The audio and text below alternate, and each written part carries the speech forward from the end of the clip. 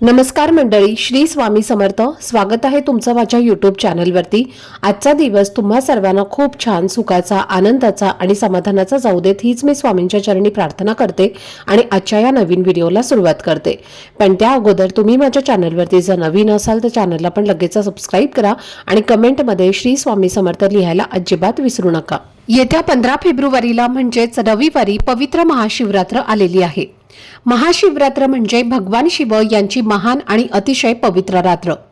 आपल्या हिंदू धर्मात या दिवसाला खूप मोठं महत्त्व आहे, कारण हा दिवस व्रत, उपवास आणि भक्तिभावाने केलेल्या पूजेसाठी अत्यंत शुभ मानला जातो.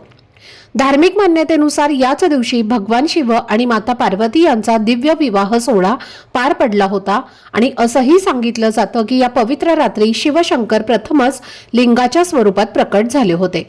त्यामुळे या दिवशी केलेली भक्ती, जप, उपवास आणि पूजन यांचं विशेष फळ मिळतं असं मानलं जातं. असं म्हणतात की महाशिवरात्रीच्या दिवशी जर मनापासून व्रत केलं आणि श्रद्धेने शिवपूजन केलं तर महादेव लवकर प्रसन्न होतात आणि आपल्या भक्तांवर कायमची कृपा करतात. हा दिवस इतका शक्तिशाली आणि पवित्र मानला जातो की जर आपण या दिवशी काही विशेष उपाय श्रद्धेने केले तर आपल्या मनातील अगदी कठीण वाटणाऱ्या इच्छा सुद्धा पूर्ण होतील. तर आजच्या या व्हिडिओमध्ये मी तुम्हाला एक सोपा पण खूप प्रभावी असा उपाय सांगणार आहे. महाशिवरात्रीच्या दिवशी जर तुम्हाला एक विशिष्ट फूल दिसलं तर ते तुम्ही दुर्लक्षित करू नका, कारण त्या फुलाचा योग्य प्रकारे केलेला उपाय तुमच्या आयुष्यात सकारात्मक बदल घडवू शकतो.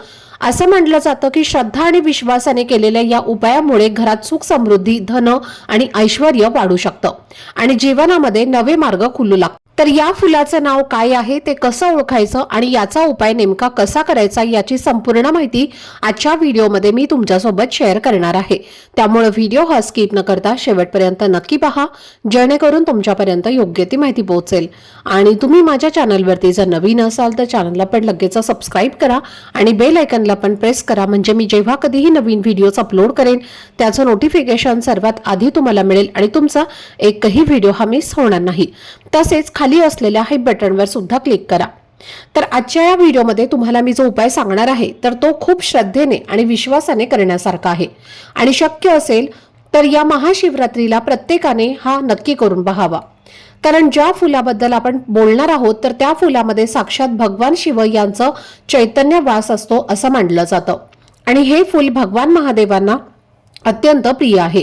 म्हणून या फुलाने केलेली साधी आणि मनापासून केलेली पूजा देखील त्यांना लवकर प्रसन्न करते. त्यामुळे हा उपाय मोठा किंवा कठीण नसून श्रद्धा आणि भावनेने केलेला एक छोटासा प्रयत्न आहे, जो तुमच्या आयुष्यात सकारात्मक बदल घडवू शकतो. हा उपाय तुम्ही महाशिवरात्रीच्या दिवशी म्हणजे रविवारी सकाळपासून ते संध्याकाळपर्यंत कोणत्याही वेळी करू शकता, कारण त्या संपूर्ण दिवसभरामध्ये शिवतत्व अधिक जागृत असते असं मानलं जातं. आणि यंदाची महाशिवरात्र विशेष मानले जाते कारण या दिवशी अमृत सिद्धी योग आणि सर्वार्थ सिद्धी योग एकत्र आलेले आहेत आणि हे दोन्ही योग मनोकामना पूर्ण होण्यासाठी अतिशय शुभ मानले जातात. त्यामुळे या दिवशी केलेली प्रार्थना, जप किंवा छोटासा उपाय सुद्धा अनेक पटींनी फलदायी ठरतो असं सांगितलं जातं. महाशिवरात्र हा दिवस पूर्णपणे भगवान महादेवांना समर्पित असल्यामुळे असं मानलं जातं की या दिवशी ते आपल्या भक्तांवरती विशेष कृपा करतात आणि म्हणूनच या दिवशी पृथ्वीवर शिवतत्व हे अधिक प्रभावीपणे कार्यरत असतं. त्यामुळे आपण जे काही चांगल्या भावनेने करतो त्याचे परिणाम सुद्धा अधिक चांगले दिसून येतात आणि महादेव हे अतिशय भोले देवता मानले जातात, म्हणून ते आपल्या भक्तांच्या छोट्याशा भक्तीवरही प्रसन्न होतात.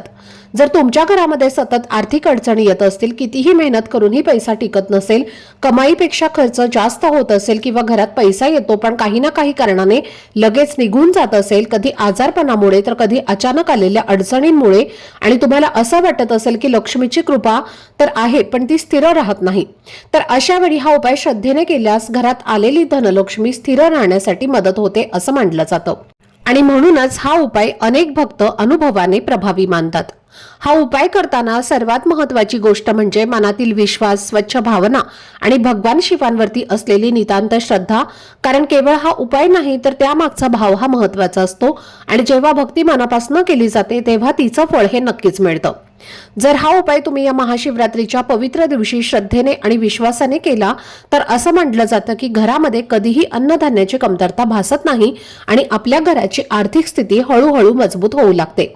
कारण जेव्हा आपण पूर्ण भक्तिभावाने भगवान शिव यांची प्रार्थना करतो तेव्हा त्यांच्या कृपेने जीवनात सकारात्मक बदल घडू लागतात आणि पैशांचे मार्ग जणू काही आपोआप मोकळे होऊ लागतात. अनेकांचा असा अनुभव आहे की या दिवशी केलेली साधी पूजा किंवा छोटासा उपाय देखील घरातील नकारात्मकता दूर करून सुख, समृद्धी आणि समाधान वाढवते. आणि घरात जी काही गरिबी किंवा दरिद्रतेची भावना असते तर ती सुद्धा हळूहळू कमी होऊन परिस्थिती सुधारू लागते. त्यामुळे मोठी स्वप्न पूर्ण करण्याचा आत्मविश्वास वाढतो आणि आयुष्यामध्ये प्रगतीचे नवे मार्ग दिसू लागतात. जर तुमच्यावरती कोणतंही कर्ज असेल, मग ते घराचं असेल, गाडीचं असेल किंवा इतर कोणत्याही कारणामुळे घेतलेलं कर्ज असो, तर या उपायामुळे मनाला योग्य दिशा मिळते, विचार स्पष्ट होतात आणि कर्ज फेडण्यासाठी योग्य संधी आणि मार्ग मिळू लागतात. कारण जेव्हा मन शांत आणि सकारात्मक असते तेव्हा निर्णय सुद्धा योग्य घेतले जातात आणि परिस्थिती बदलायला सुरुवात होते. तसेच घरात सतत आजारपण, तणाव किंवा अस्वस्थता जाणवत असेल तर महाशिवरात्रीच्या दिवशी केलेली प्रार्थना आणि भक्ती घरात शांतता आणि प्रसन्नता आणते आणि जेव्हा घरात चांगली ऊर्जा निर्माण होते तेव्हा आरोग्यावरती सुद्धा त्याचा चांगला परिणाम दिसून येतो. सर्वात महत्त्वाचं म्हणजे हा उपाय करताना मनामध्ये कोणतीही शंका न ठेवता पूर्ण श्रद्धा आणि प्रेमाने भगवान शिवांचं नामस्मरण करायचं आहे. कारण खरी शक्ती ही आपल्या भक्तीमध्ये असते आणि जेव्हा भक्ती मनापासून केली जाते तेव्हा आयुष्यामध्ये सोन्यासारखे सुंदर दिवस यायला वेळ लागत नाही. आणि म्हणूनच या महाशिवरात्रीच्या दिवशी जर तुम्हाला गोकर्णाचं फूल कुठे दिसलं तर ते तुम्हाला घरी घेऊन यायचं आहे. आपल्या वास्तुशास्त्रात गोकर्णीचं फूल हे सुख, समृद्धी आणि नशिबाचं प्रतीक मानलं जातं. या गोकर्णाच्या फुलांचा उपयोग महादेवांच्या पूजेमध्ये, भगवान विष्णू, शनिदेव आणि देवी लक्ष्मी दुर्गा देवीच्या पूजेमध्ये सुद्धा केला जातो. तर या गोकर्णीच्या झाडाला अपराजिता किंवा विष्णुकांता असं सुद्धा म्हटलं जातं.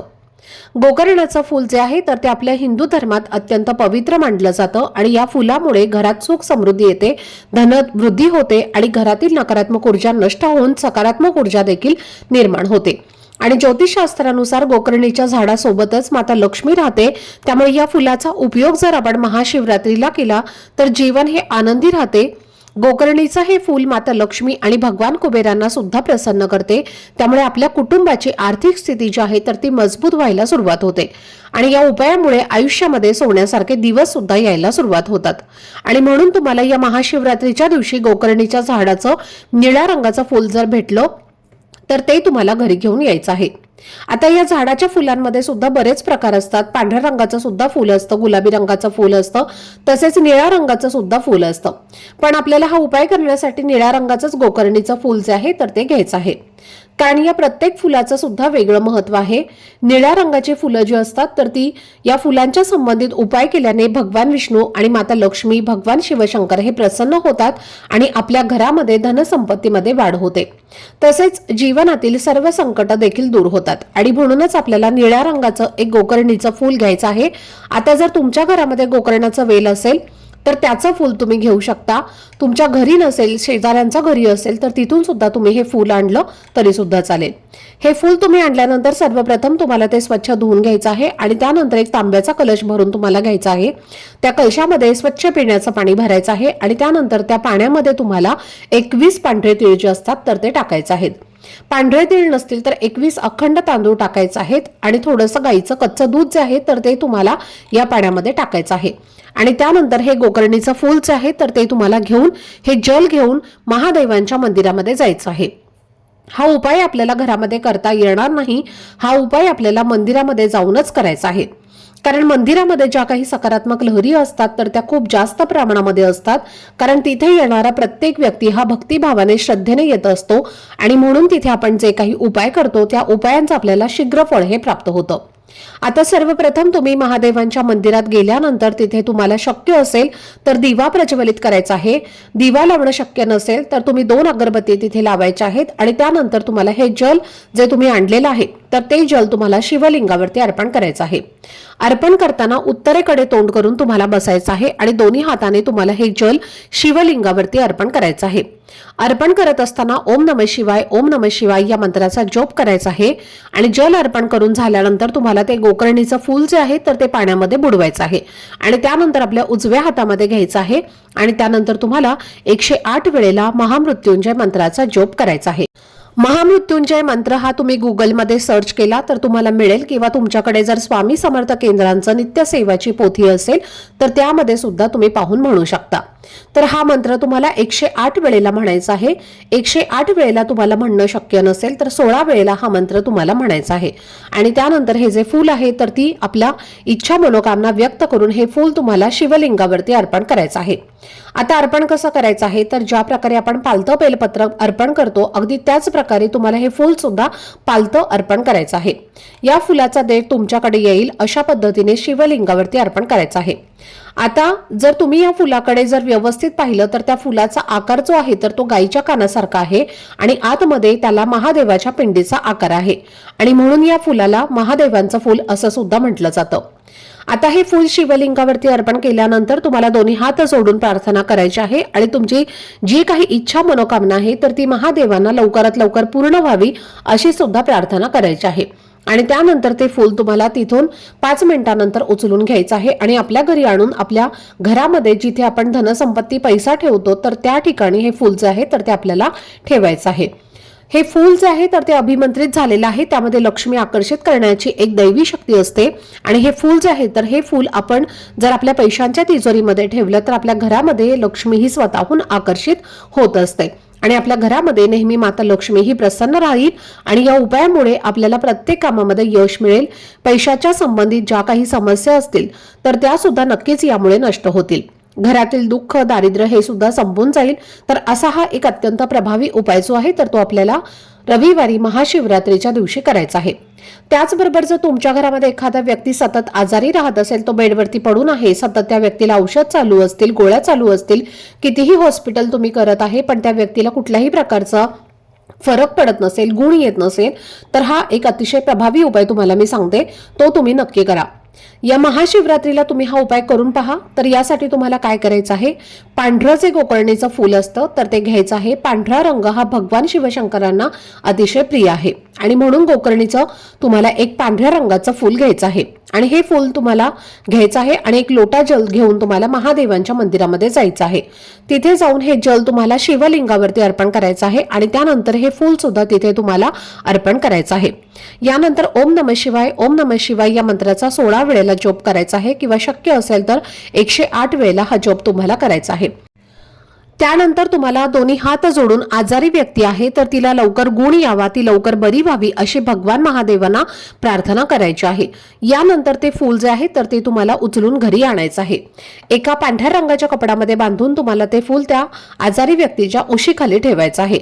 21 दिवस हे फूल तुम्हाला तसंच ठेवायचं आहे आणि 22व्या दिवशी तुम्हाला त्या पोटली सहित वाहत्या पाण्यामध्ये विसर्जित करायचं आहे. जर हा उपाय तुम्ही केला तर त्या व्यक्तीचा आजारपण जे आहे तर ते नक्कीच दूर व्हायला मदत होईल आणि शक्य असेल तर हा उपाय जो आहे तर जी व्यक्ती स्वतः आजारी आहे तर त्याच व्यक्तीने करण्याचा जास्तीत जास्त प्रयत्न करावा. पण अगदीच त्याला शक्य नसेल तर ती व्यक्ती हा उपाय करूच शकत नसेल तर मग घरातील सदस्यांनी त्या व्यक्तीसाठी हा उपाय केला तरी सुद्धा चालेल. पण प्रयत्न करा की स्वतः उपाय तुम्ही करू शकता. त्याचबरोबर पुढचा उपाय जो आहे तर तो तुम्हाला घरातील मुलं आणि मुलींसाठी करायचा आहे. आपल्या घरात जी लहान मुलं असतात तर ती सतत किरकिरेपणा करतात, चिडचिडेपणा करतात, हट्टीपणा करतात. बऱ्याच वेळेला मुलांना नजर दोष सुद्धा लागत असतो आणि नजर दोष हा फक्त बाहेरच्याच व्यक्तींचा लागतो का तर नाही, घरातल्या व्यक्तींची सुद्धा नजर ही मुलांना लागत असते आणि आई वडिलांची नजर जी असते तर ती सुद्धा मुलांना पटकन लागते. तसेच शिक्षण घेणारी जी मुलं असतात त्यांचा अभ्यासामध्ये मन लागत नाही, त्यांना अभ्यास करावासा वाटत नाही किंवा मुलं जो काही अभ्यास करतात तो त्यांच्या लक्षात राहत नाही. तर यासारख्या सर्व समस्या ज्या आहेत तर त्या कुठेतरी कमी होण्यासाठी तुम्हाला या महाशिवरात्रीला मुलांसाठी हा एक उपाय करायचा आहे. तर त्यासाठी तुम्हाला काय करायचं आहे, एक पांढऱ्या रंगाचं गोकर्णाचं फूल घ्यायचं आहे. ते फूल तुम्हाला पाण्यामध्ये बुडवून त्यानंतर मिठामध्ये बुडवायचं आहे आणि त्यानंतर हे फूल जे आहे तर ते तुम्हाला मुलांवरनं ज्या प्रकारे घड्याळाचा काटा फिरतो त्या प्रकारे 7 वेळेला तुम्हाला फिरवून घ्यायचं आहे. म्हणजे क्लॉकवाईज तुम्हाला फिरवायचं आहे आणि वाहत्या पाण्यामध्ये तुम्हाला ते विसर्जित करायचं आहे किंवा एखाद्या प्लेटमध्ये तुम्ही पाणी घ्या आणि त्या पाण्यामध्ये तुम्हाला फूल जे आहे तर ते टाकून द्यायचं आहे आणि त्यानंतर काही वेळाने त्या पाण्यासहित आणि त्या फुलासहित तुम्हाला एखाद्या झाडाच्या मुळापाशी ते टाकून द्यायचं आहे. तर असा हा उपाय सुद्धा तुम्ही तुमच्या घरातील मुलांची नजरबाधा किंवा नजर दोष दूर करण्यासाठी करू शकता. या दिवशी तुम्ही या गोकर्णीच्या फुलाच्या संबंधित जे काही उपाय करतात तर ते खूप जास्त प्रभावी ठरत असतात, कारण सांगितल्याप्रमाणे साक्षात या फुलांमध्ये भगवान शिवशंकर हे निवास करतात आणि त्यामुळे आपल्या आयुष्यातील अनेक समस्या ज्या आहेत तर त्या या उपायाने दूर होतात। तर ही अत्यंत महत्त्वाची माहिती मला तुमच्यासोबत शेअर करायची होती। आजचा हा व्हिडिओ जर तुम्हाला आवडला असेल, माहितीपूर्ण वाटला असेल तर व्हिडिओला लाईक, शेअर आणि चॅनलला सबस्क्राईब करा। भेटूयात पुढच्या व्हिडिओमध्ये, तोपर्यंत सर्वांना श्री स्वामी समर्थ।